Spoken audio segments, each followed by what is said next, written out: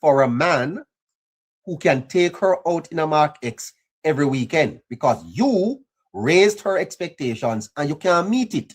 Don't rent a car to carry out the girl. You don't have a car, you don't have a car. Take a taxi. And if she can't satisfy with that, brother, move on.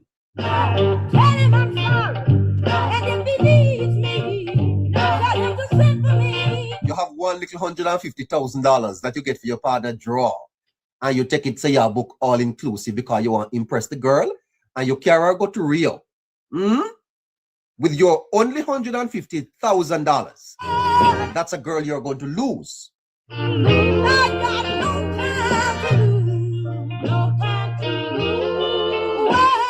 Because you have raised her expectations beyond what you're able to meet.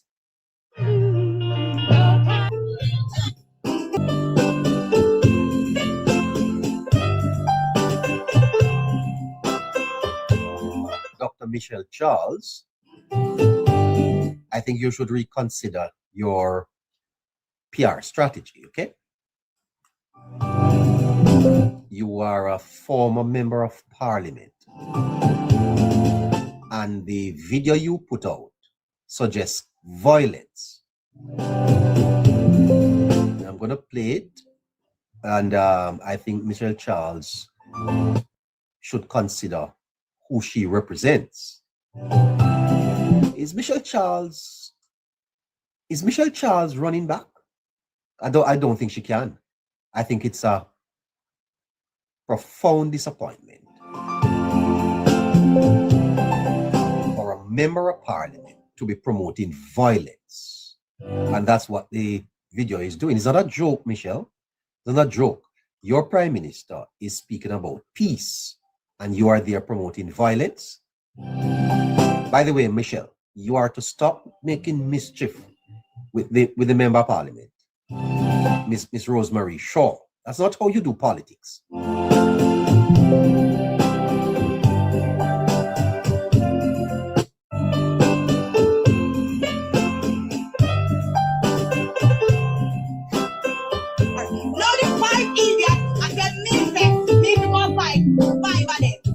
Stupid. No one of them want to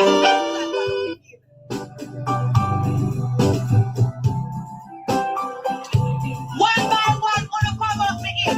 One by one, gonna come up me in. Let me beat to now stand on one. No, the five idiot. I can make that. Me to go fight. Five of them. Them stupid. No one of them want to one by one, gonna come up me in.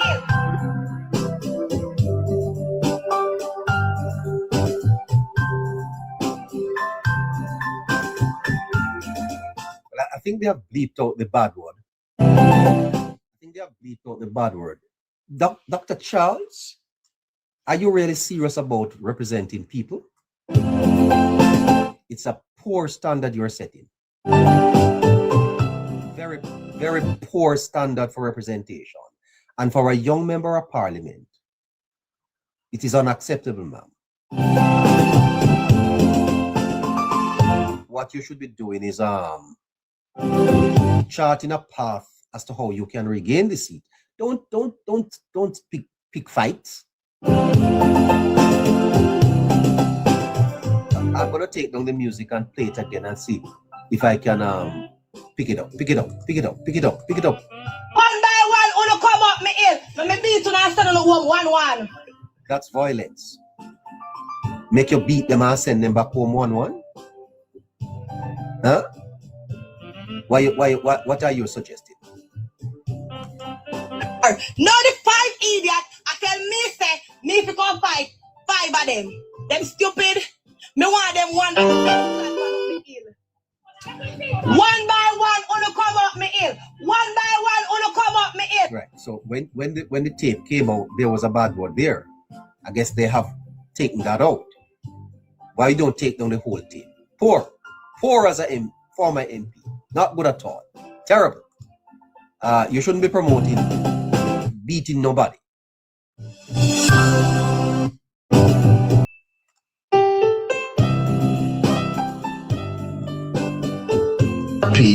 That will allow for us now to satisfy the passage of benefit to that person who is either in the minor, major, or severe category. No, I'm not falling for that, sir. I'm not falling for anything. I'm talking about standards. And your standards in politics must be consistent. The Prime Minister is promoting peace. That's not promoting peace. Okay? That's not a joke. If we are going to cultivate a culture of peace, that's unacceptable. I'm not falling for nothing. I'm not falling for nothing at all. Not falling for nothing. I think it's unacceptable, sir.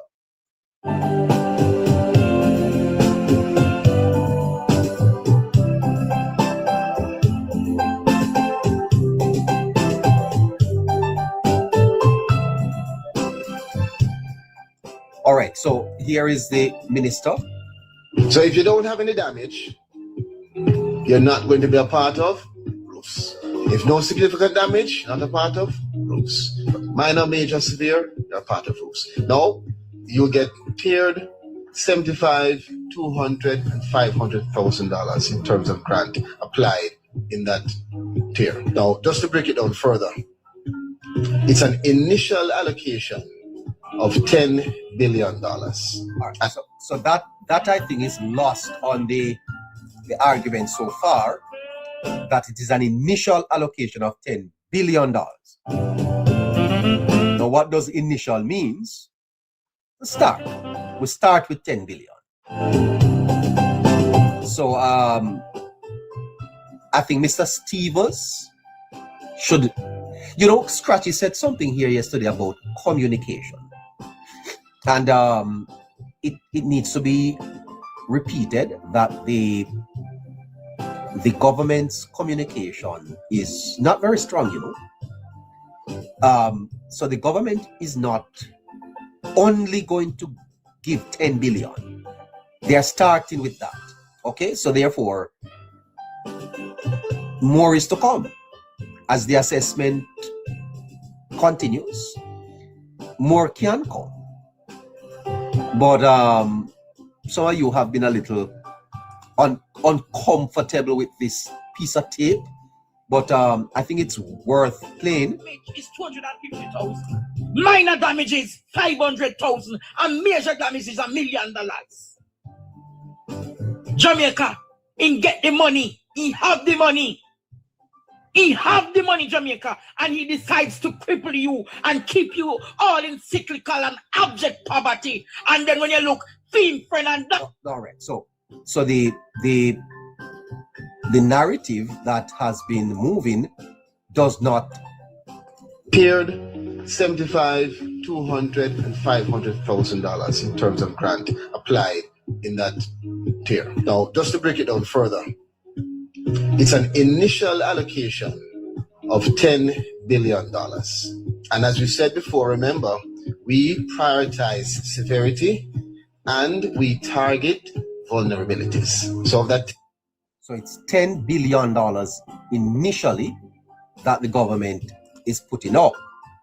So I had to go back and listen to the thing to find out what's happening, because that's an important distinction to be made.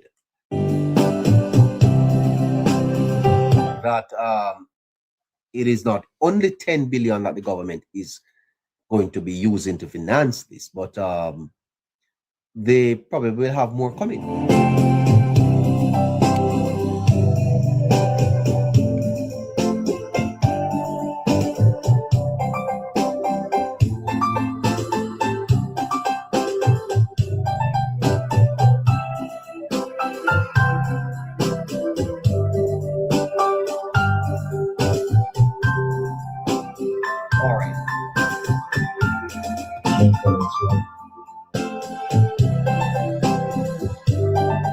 One more piece of tape before I move on,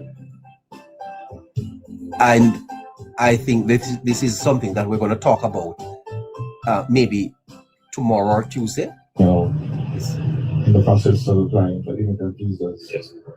Their lines are now upended. Yes, yes. When I was growing up, which is not so long ago, all of my friends wanted to go to the United States. They all wanted to migrate. And even when I was at university, all of my friends wanted to migrate. They just could not see a future here in Jamaica. I never took that. I thought I would stay in Jamaica, I would work in Jamaica, and I will make the best for my people and my country. It is not that they were unpatriotic and I was somehow superior in my patriotism. No, I think there was just a sense of frustration with the nation. And I think that sense of frustration would have carried for many decades and many generations. And it was in the interest of receiving countries for many years to use Jamaican labor, to use Jamaican talent. To that's not very clear. So we're going to have to clear that up and probably play it again. But I think it's interesting to hear the Prime Minister suggesting that that he has always wanted to remain in Jamaica and build Jamaica. And I think that is admirable. I really think so.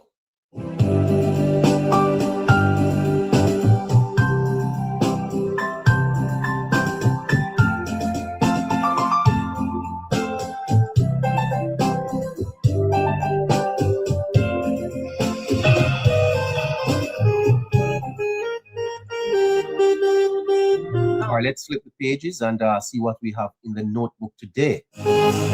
What is it in your notebook today? Let's go there. Let's go to the notes.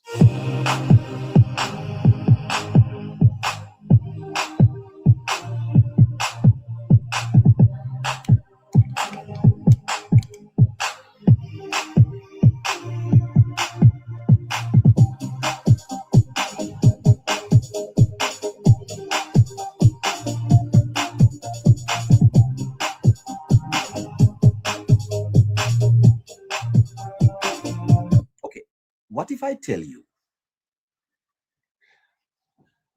that the government faces a challenge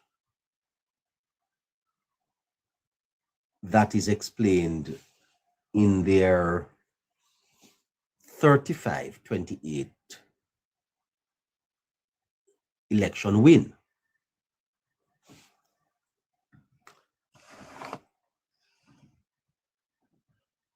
It is the very success of the government that is the government's Achilles heel. I'm going to prove that to you. I'm going to prove to you that the PNP is weak, very, very weak in this very environment. And you will only hear it here on Politics Plus.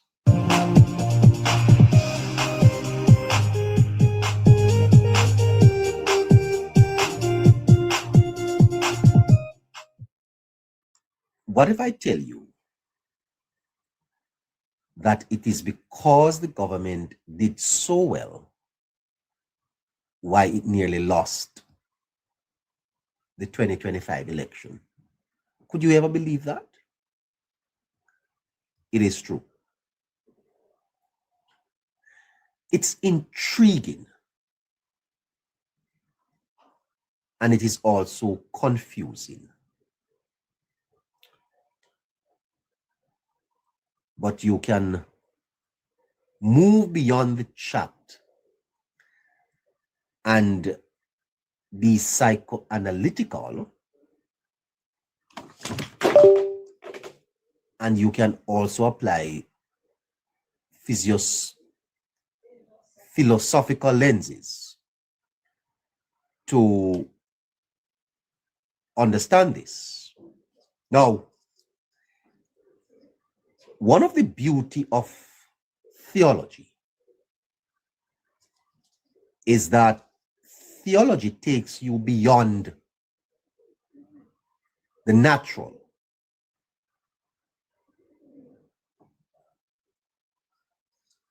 By the way, I want you to listen to this. I want you to listen to this. Listen to this. All right, so where do we go from here, Andre, as a country in terms of economic development? Fundamentally, Jamaica, you need economic stability to have economic growth, and you need economic growth in order to have economic development. We've not been able to have a sustained long-term economic growth because of lack of productivity. And what is productivity? Is output per person. Because when you boil up the economy, it's just two things, right? Goods and services, right? And what my book has shown is that we've not been able to be as productive as we ought to be because of two main factors. Human capital deficiency, which is the level of education that our population has currently. I want to stop it there. And that's the problem, you know. Now, if you're not prepared to deal with issues, you're at the wrong program. Because, I'm sorry, we have buttered up. We have buttered up things in Jamaica. And a lot of it is because of how we practice the politics, you know. Like it take me 45 minutes to get 2 patty. That's rubbish. I mean, you can't spend 45 minutes to buy 2 patty in a drive-through. No, we're not going to, that's not acceptable. And we can fix it. But we are not prepared. You know, if a man have a sore foot,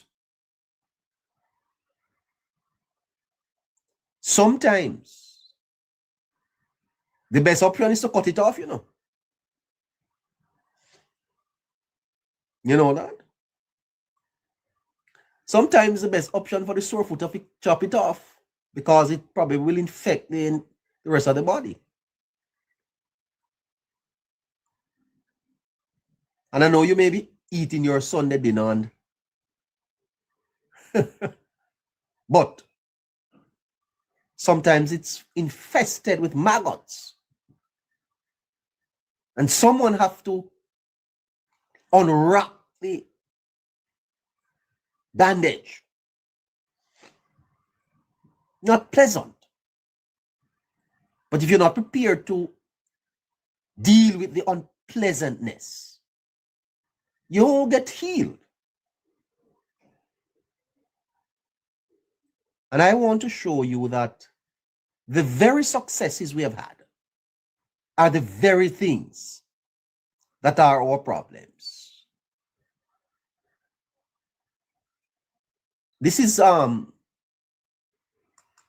factors. Human capital deficiency, which is the level of education that our population has currently. 83% of the population has no tertiary level education. No. 83% of this country. Now, there are positives and negatives there, which means that only 17% of Jamaicans have a tertiary education.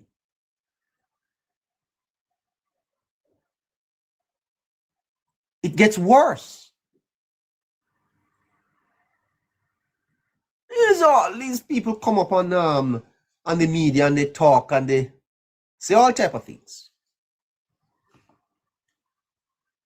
But we have to face these realities. And this is why I've said, you know, you can't practice the politics outside of the culture, the values of the society. You have to consider that in the politics, different from government. We're not talking about governing here. We're talking about the politics. And that is why the PNP does so well. I think they are better at this.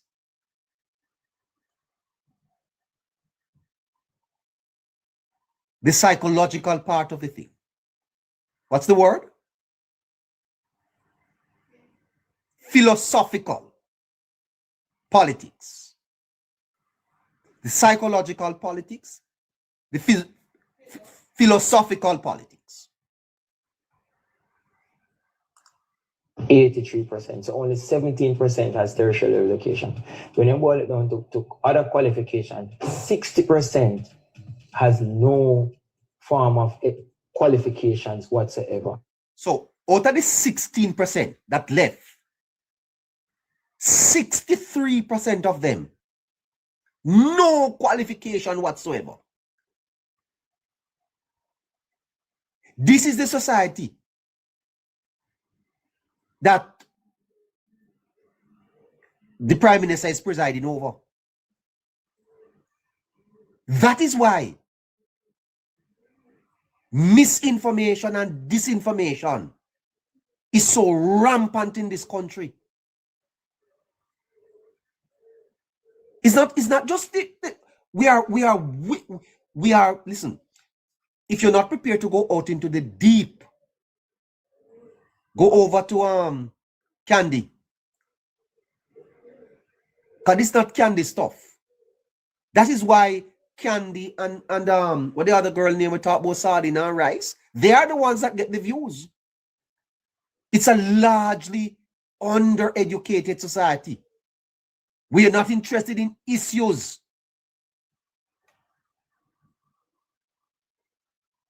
We're not interested in facts. Everybody does run up their mouth. No. What we miss?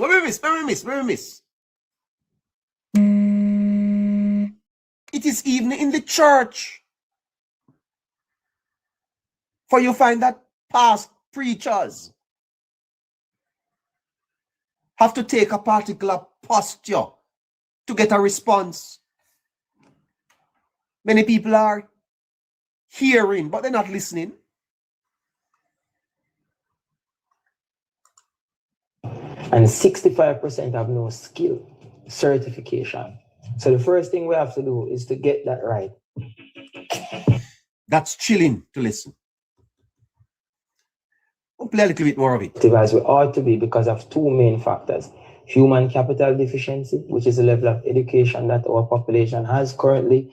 83% of the population has no tertiary level education. 83%. So only 17% has tertiary education.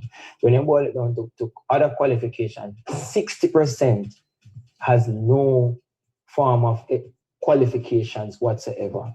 And 65% have no skill certification. So the first thing we have to do is to get that. I will have you know that among that 16% is where the block of votes are.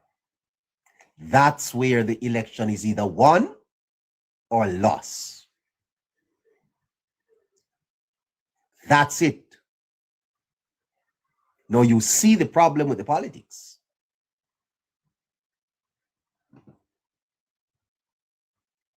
Highly transactional. No certification.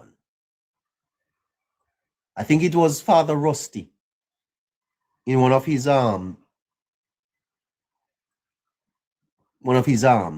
pieces pointed that out.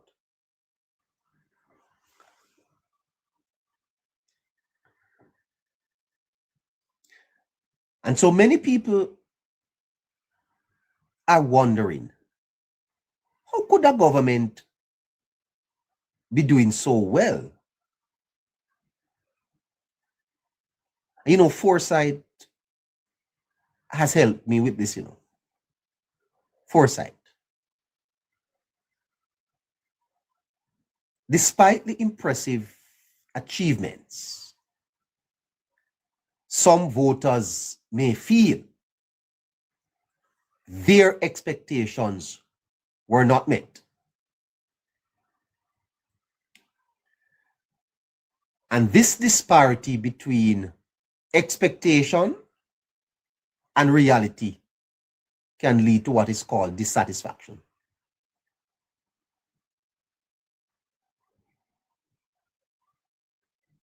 now I come to the hedonic treadmill. And that theory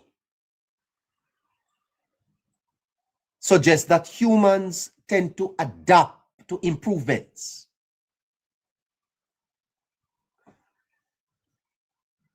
The government opens a road between Maypen and Williamsfield. And for 2 years, the government don't toll it. That's a mistake. Because the people adjust themselves to the improvement. And after 2 years, you toll it. And the people complain. Then you're going to say, well, they're unfair because they're not taking into consideration that they were not paying any toll for 2 years. That's not how human beings operate. You are asking people to be rational. Did you know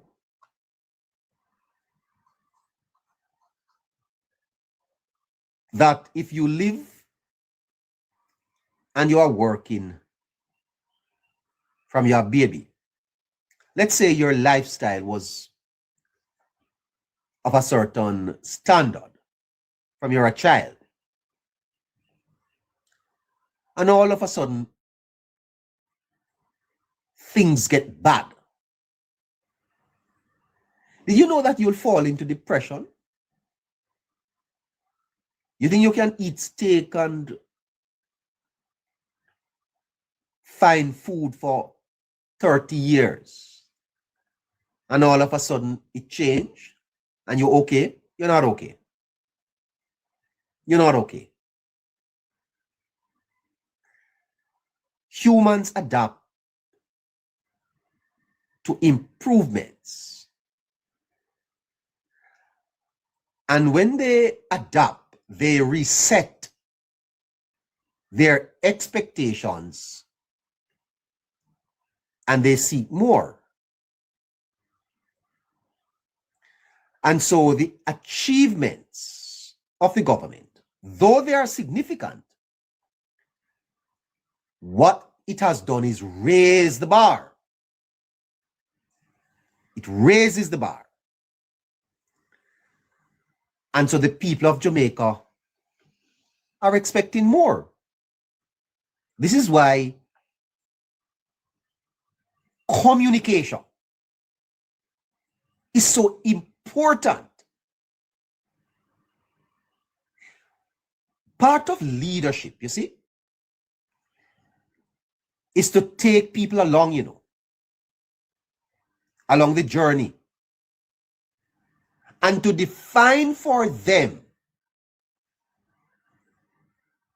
as you go along the steps you are taking, how they are involved in it. Show them where they're coming from. How is it that you got them here? And what it is, what are your plans to get them to the next level?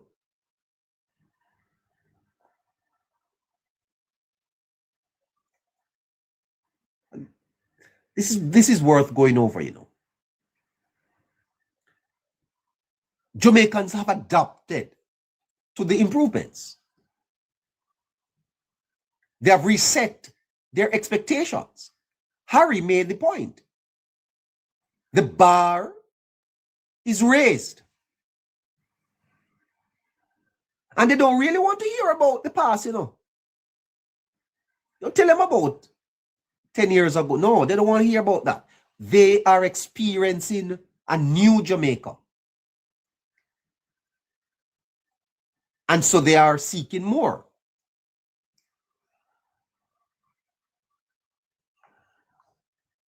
let's come back. On this treadmill, where we're suggesting that humans have a baseline level of happiness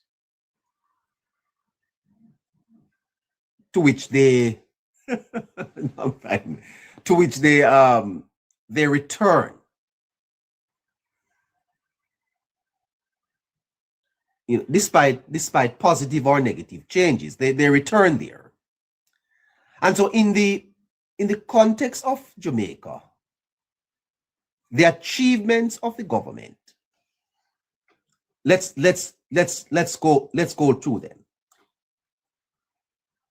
When I started working, you see, the minimum wage was $500.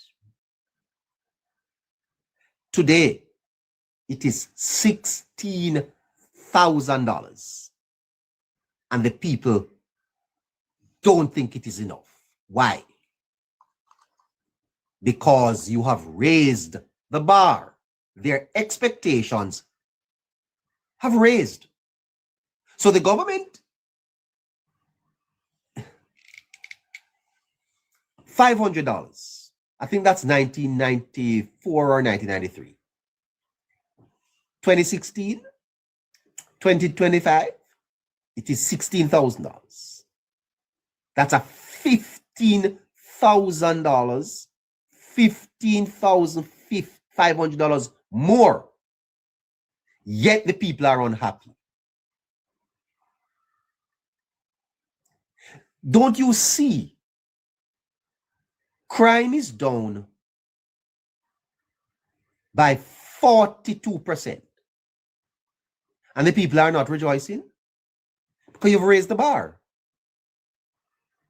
You've raised the bar.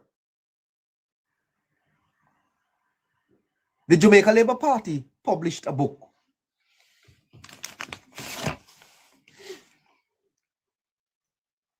Record achievement. 250 achievement. They lost 14 seats. Why? Because they raised the bar. They raised the bar.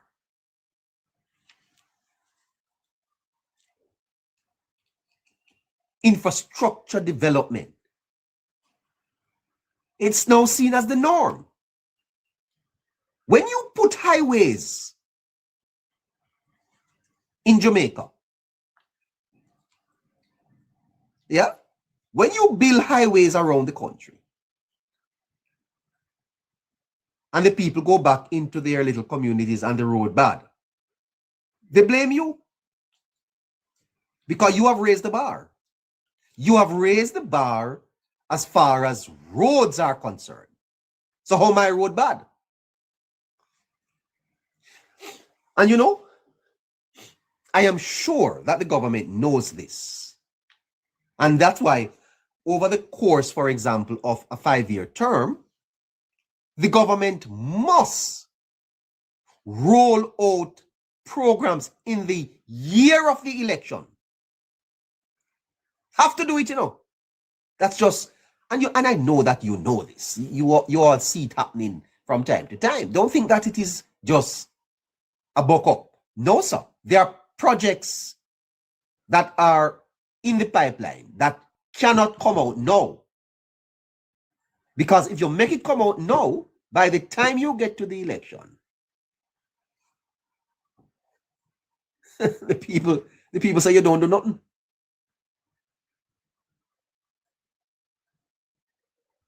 So the infrastructure development, all the achievements, they have raised the bar for what citizens consider normal. So they don't see these things, you know, as extraordinary. They see it as normal. And so this shift in expectations can lead to a sense of dissatisfaction. Because what the voters are now focused on are unmet aspirations rather than acknowledging progress. Here is how it is explained. Imagine that you are wanting to lose weight and you are running on a treadmill. So you go on into the gym and you get on a treadmill. As you move forward, the belt moves backward. You're moving forward, the belt is moving backwards. But it is keeping you in the same position, the same relative position. Similarly, the typical person in Jamaica is adapting to the improvements. And while they are adapting to the improvements, they are seeking more without fully appreciating the accomplishments. And when you have a media, when the media, and here is where now it becomes a little technical, because the shortcomings are what is highlighted, and the emphasis is not placed on the achievements and the accomplishments. It is placed on the shortcomings. So because you've raised expectations, the people expect more. What the opposition needs to do, is they highlight the shortcomings, and it appears as if you have done nothing. Fascinating, isn't it? Isn't it? Is it not?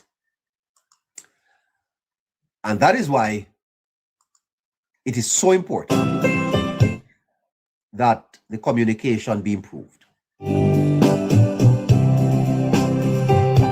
Every time you do something for the people, you must make a big thing of it. Listen to me. Labour Party, every time that you do so, you see this $75,000 that we're giving out? Huh. It is not politics to make a big thing of it. It is not politics. It is a requirement.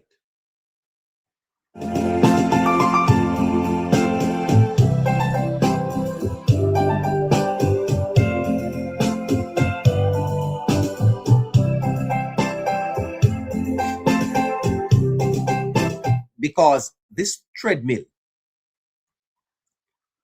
has significant implications for the government strategy. I'm not strategizing for them. I'm trying to explain something here. Because as the citizens' expectations continue to rise, the government may struggle to meet it. And this is why I said to you when I started, you cannot meet a girl and rent a Mark X to take her out. That's wrong. If you do that, that girl is going to leave you. You cannot meet a girl, sir, and you only have $150,000 in your account, and you draw it out and carry her to an all-inclusive. Don't do that. Because what you do is you raise her. I mean, when she sits down in the front seat, put up her foot on the dashboard, AC and music playing, and you driving on the highway down to Ocherias in a rent-a-car, checking into Rio, You have raised her expectations. You're going to struggle to do that every weekend. Can you do it next week? Because she's going to want it again. She's going to want it again. You just meet her brethren and you get $50,000 for your salary. You give her 40. Next 2 weeks, you don't think she want 40 more? Yeah, as a matter of fact, she want 45.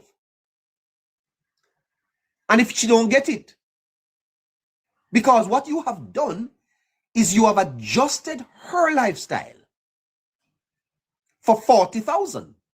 She wasn't getting any 40,000, but all of a sudden, this man comes into her life and he sends her $40,000. Boom. So she get new hairstyle, she get new nails, she put on eyelash, buy new clothes. Yeah. Send 10,000 out, go give our people them. You don't think she's expecting it next week, sir? Huh? And when it not come, she wonder, oh, but what is? You understand? It can't be a one-off thing. No. It's the same thing that is happening in the country. People's expectations are raised. They expect a better life. They expect it. They believe it is the norm. And when it is not met, it leads to a perpetual dissatisfaction. And that cycle must be broken. Because if you don't break it, boy, I tell you. I see Harry coming up soon. I'm not going to go much longer. I think I'm having a cold, Caroline. You see, expectations have to be managed. And you manage expectations by communicating achievable goals and progress. At every step of the way, the government must communicate its achievement. Finding $10 billion to put into hurricane relief is an achievement, and it must be communicated to the people. A big thing must make of it. For example, I don't see where the government has made a big thing out of a 42% reduction in crime. I don't see them making any big thing out of that. The people them think that it's norm. Many Jamaicans were not alive when we were unalive in 1,700 people a week, a year. So they think that this is a norm. You have to manage expectations. And you do that by clearly communicating achievable goals and progress. As the nation progresses, Mr. Holness, you communicate it to the people. Show them in bite size what you have done. Let them understand it so they appreciate it. Don't take it for granted.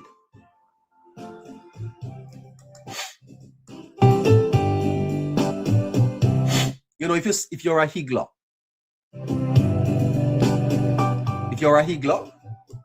and you're selling the market, and your daughter or your son going to high school, carry them to the market one Saturday with you. Carry them to the market and make them stand up beside you as you sell the onions and the scallion in the coronation market, in the rain.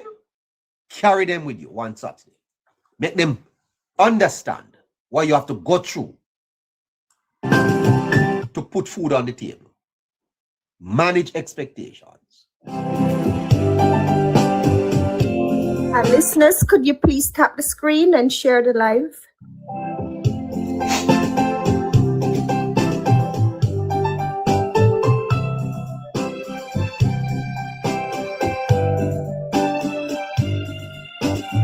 So what you have to do is to shift the narrative.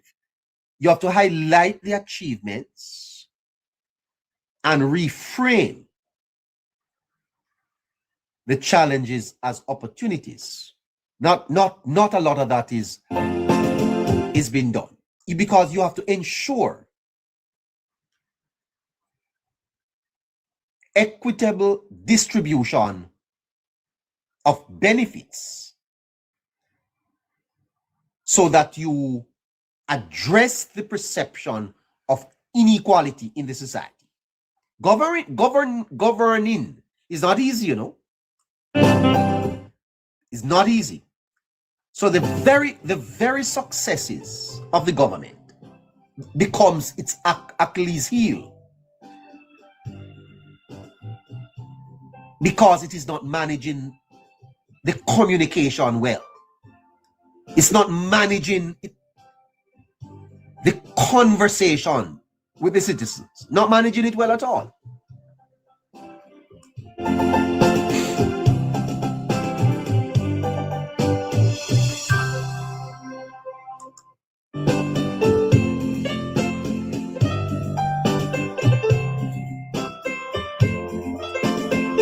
Well, I hear that they're taking notes. Well, stay in the class, because we're not done yet.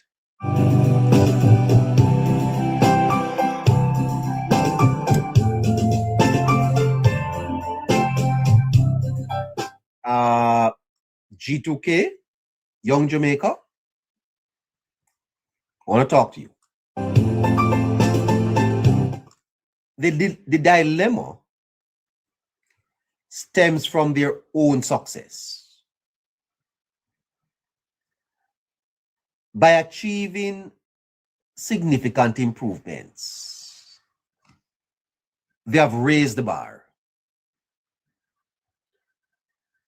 And when you raise the bar, you make it challenging to meet escalated expectations. The people of Jamaica are not expecting 16,000 for the minimum wage, you know. At 30,000 they want. How you manage that? Is the government create that, you know? The government, by its policies, have lifted the aspirations of the people. It now has to manage those aspirations within the reality. They have to be realistic.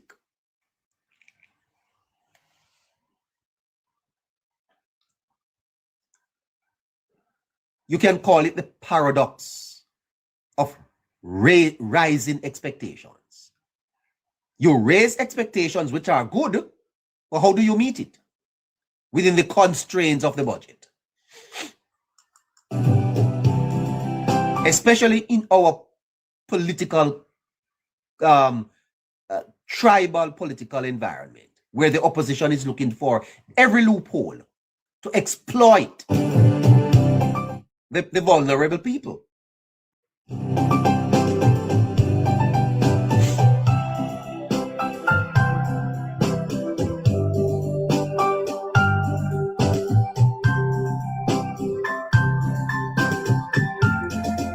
Now, one of the things that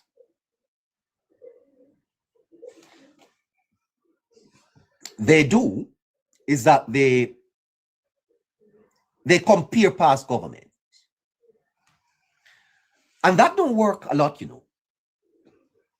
When you point to the 18 and a half years of PNP mismanagement, that takes currency among labor rights. It doesn't take any currency among the uncommitted. Labor rights love that. That's raw meat. You see, people tend to adapt to new circumstances. The circumstances of Jamaica today is what the people get used to. Let me tell you something. You see them new JUTC buses? Man, you think so you can man, you think you can bring in anything below those anytime in the future? The people will reject it. The adaptation to the new environment in Jamaica is what the people are prepared to work with. They have reset their baseline for what is considered normal. And so they may be comparing the current government's performance to their current reality, not the past government. Jamaicans are now looking for better. Better. So then, don't tell us about what went on before. You know, because you are the same ones that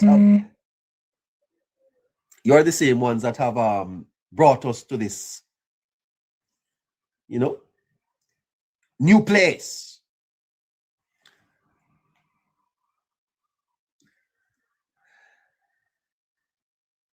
We could also use history, you see, to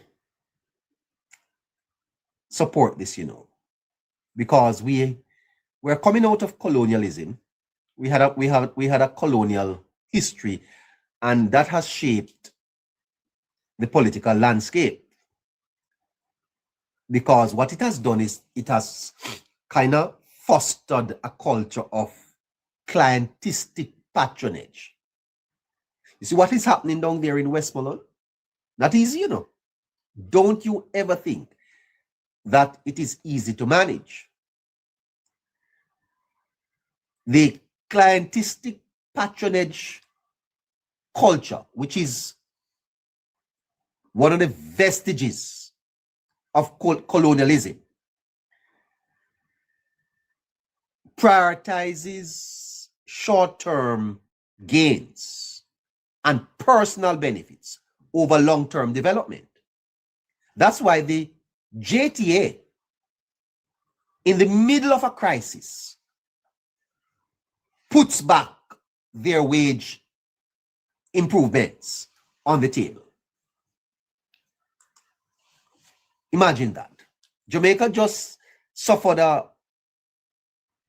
massive economic shock, and the JTA, not busy with that. It's personal benefits over any long-term development. And even within the crisis, you notice that the opposition is seeking to exploit whatever weakness they see. They're trying to exploit it because they're focusing on their personal benefits. How can this benefit me personally?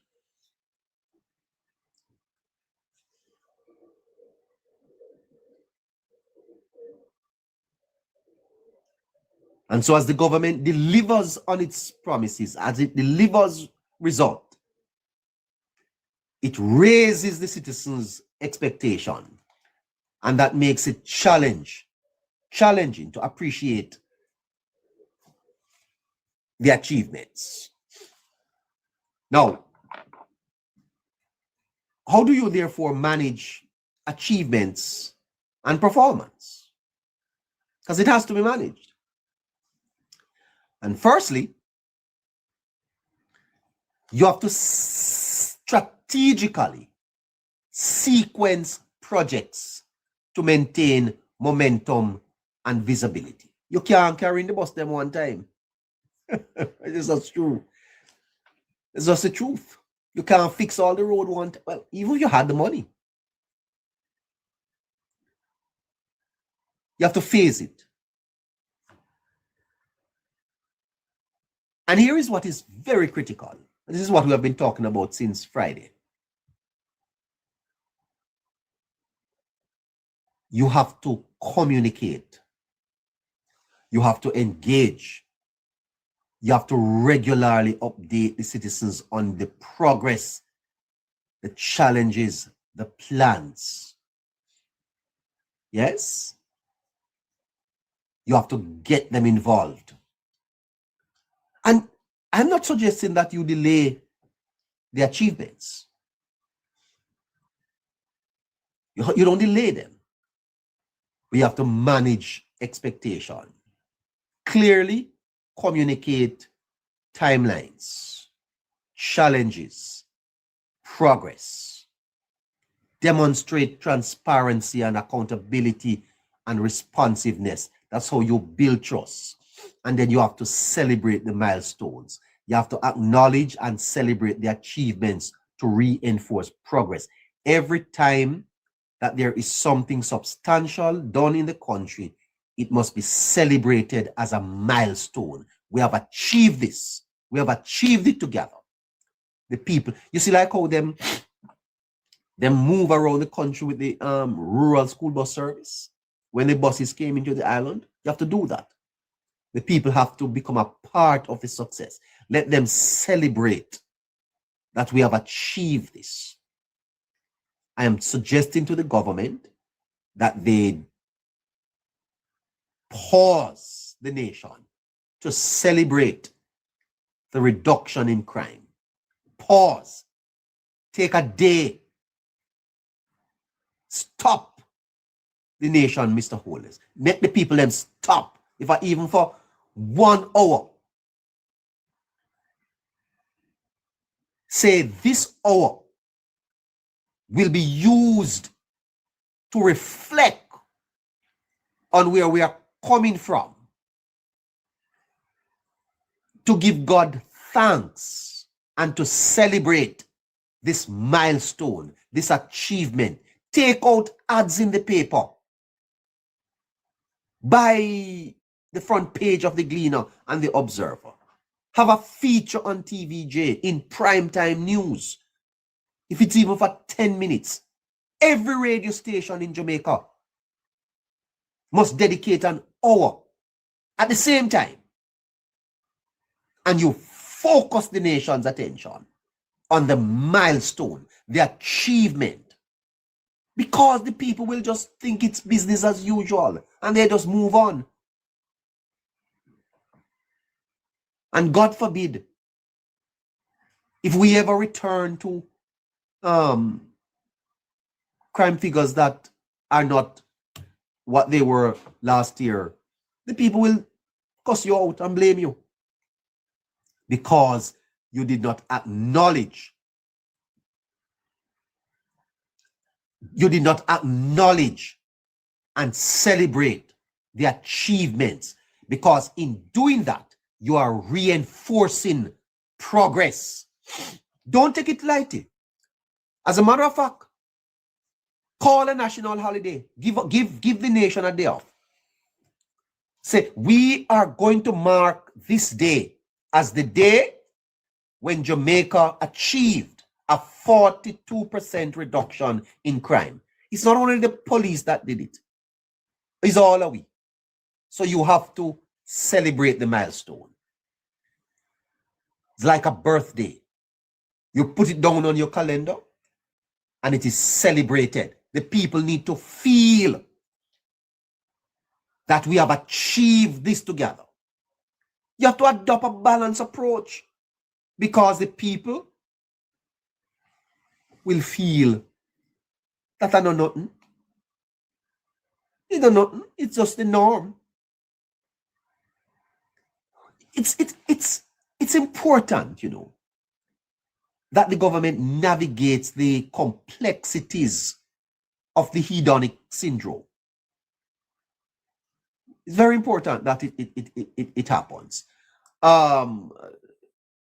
Give me a few more minutes and then I'll go to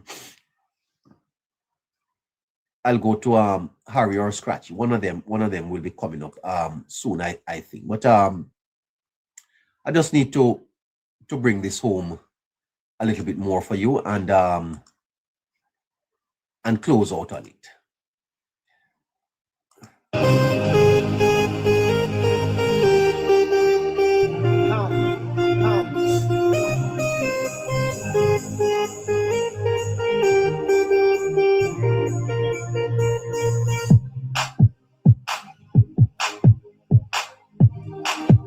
one of the things that I think has caught a lot of people here is that I see the opposition celebrating 14 seats. And this is where the politics becomes very simplistic. You know, the seats the JLP lost is not a shift in support to the PNP, you know. So when Mr. Colin boasts about the people giving him more power, no, sir, you're wrong. There's no shift in support. It's not a shift away from the Labour Party to the PNP. It's misreading the situation. Because the same treadmill syndrome applies here.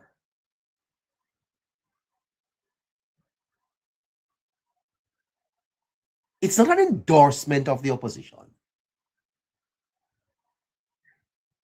It's just that the expectation created by improvements have led to some dissatisfaction. Expectations are raised, and those expectations are not met, cannot be met, so there is some dissatisfaction.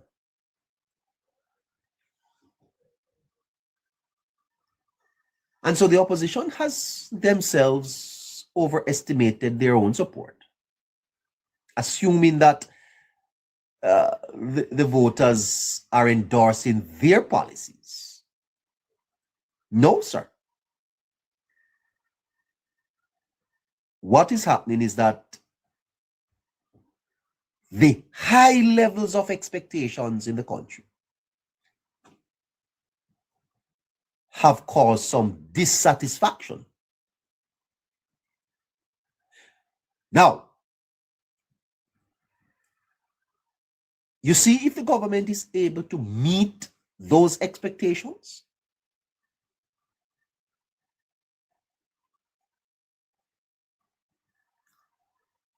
then you could have a virtual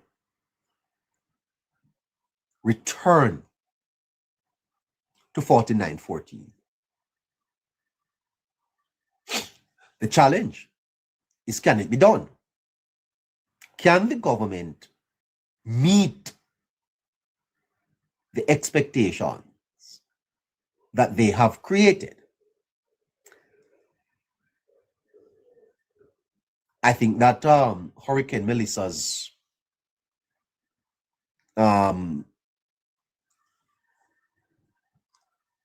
would have changed a lot of things, but let's see what happens. Let's go to the cause. Caroline, please open the lines.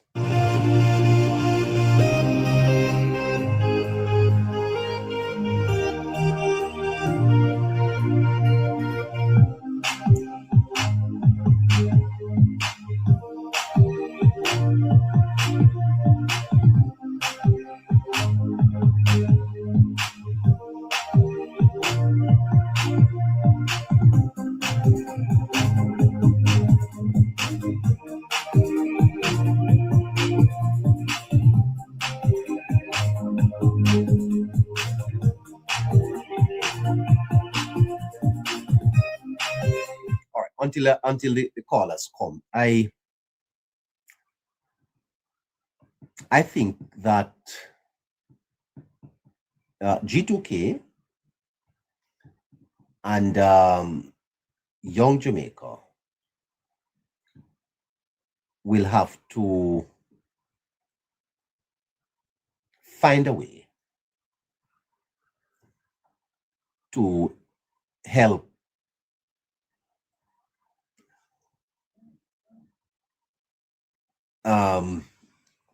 with what is happening here.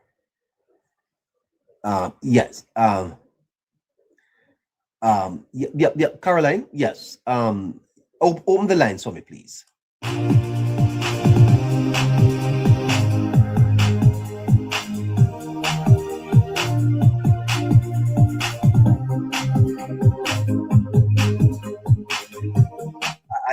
I think G2K and Young Jamaica, your time has come. Time come for G2K and Young Jamaica. Time come.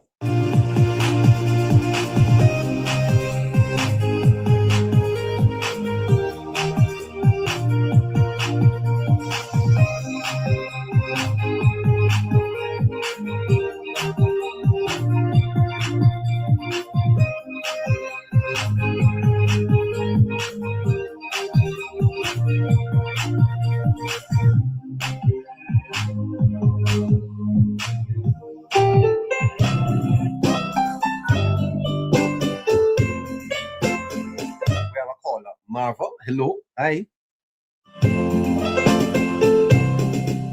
Disconnect this caller, please. Thanks. You see, in today's hyper-connected world, social media has become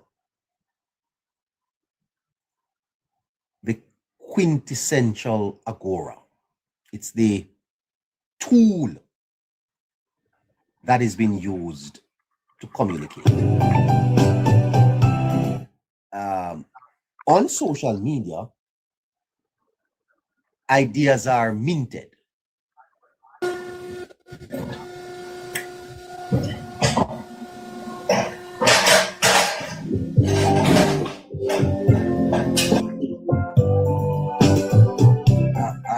Contested and disseminated.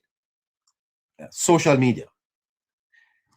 Youth groups like G2K and Young Jamaica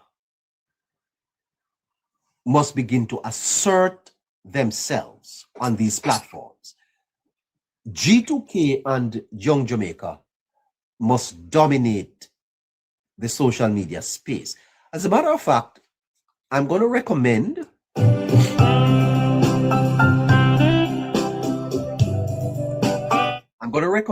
that the party opens up its own communication channel online. You could call it JLP TV or JLP Radio. The party needs a 24-hour broadcast station with produced products that responds to the need. It is imperative that it happens. No, this is free advice. I'm not telling you.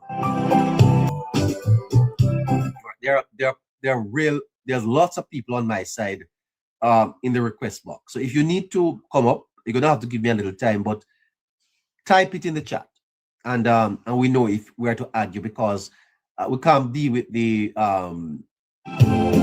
tappers. Okay, we love the tappers, but we can't take them up when they don't want to talk.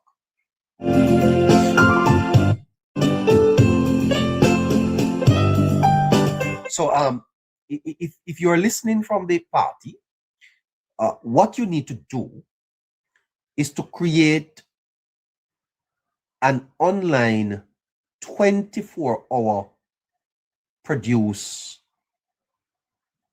outlet that disseminates information, not like a radio station or a TV station, designed for young people. Young people. So does Young Jamaica have a TikTok page? Does it? Does it have a live show? Young Jamaica, do you do a live? Does G2K do a live? I don't know. If they are not, then that's a setback.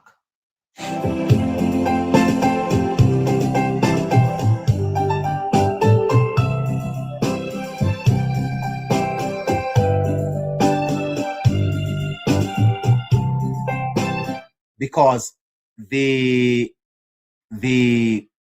asserting of yourselves means that you are claiming your existence, your agency in the digital space.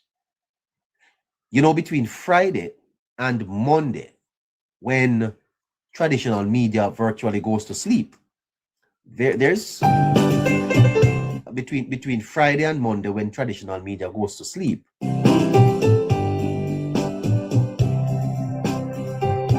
know the amount of misinformation that needs to be cleaned up tomorrow morning.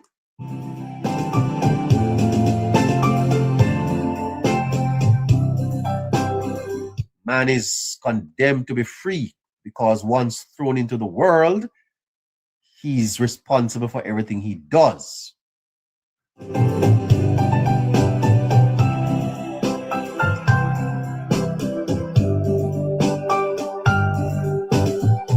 Because you have to participate.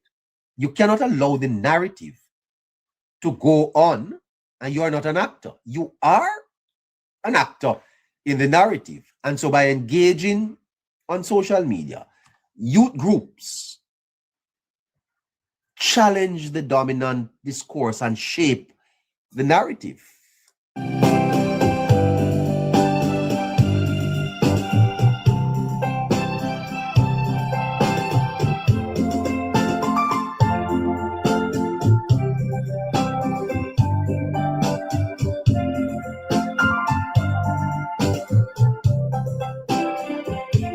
Because social media platforms showcase the collective voice of the youth. It's a young people space. It's a young people space. And so it's almost free media. But if you don't assert yourself, G2K and Young Jamaica, you do so, when you do so, you demonstrate your relevance and your influence. And at this time, I must tell you, those two organizations are a shadow of what they ought to be. Some are saying that they're dead. Well, they need to be awakened. And you awaken that by social proof. You have to prove your worth at this time.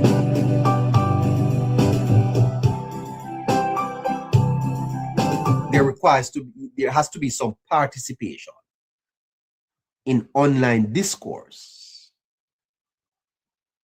right? Where young people are allowed to explore, to express, and solidify their identities. Yes. You know, it's what Eric Erickson speaks about, where the theory of identity versus role confusion, the asserting of the identity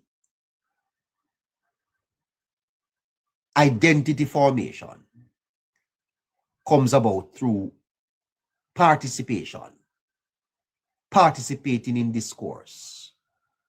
You know, there were voices here like Tari, like Navi at one time. And I believe that the audience were very receptive to these young people. Yes, these younger voices were captivating, refreshing to have heard a young Tari, yeah, young Navi.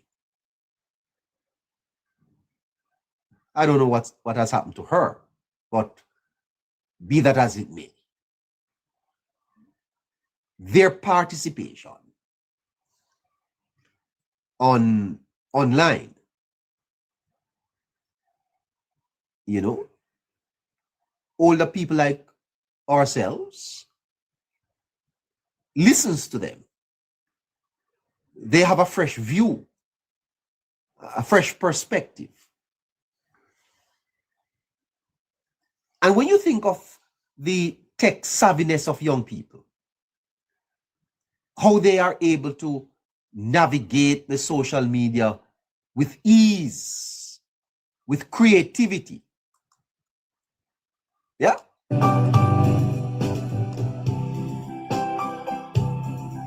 They can be great influencers, you know. They call them social media influencers, are shaping opinions and trends and demonstrating the power of the voice, the youthful voice. Young Jamaica. We need young Jamaica. Well, I think the party does. Not we, but the party. The party needs its youth voice. Yeah, in this age of disinformation and misinformation. Because the fact of the matter is that truth is a social construct. And when you counter misinformation and disinformation,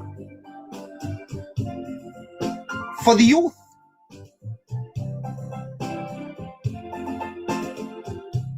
when you participate in the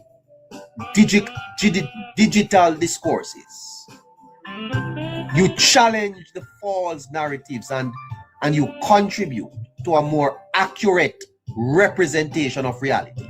Can you imagine young people gathered to discuss the roof program? Now, the government has a roofs program. Where is G2K to explain roofs? Where is Young Jamaica to explain roofs? Where are they?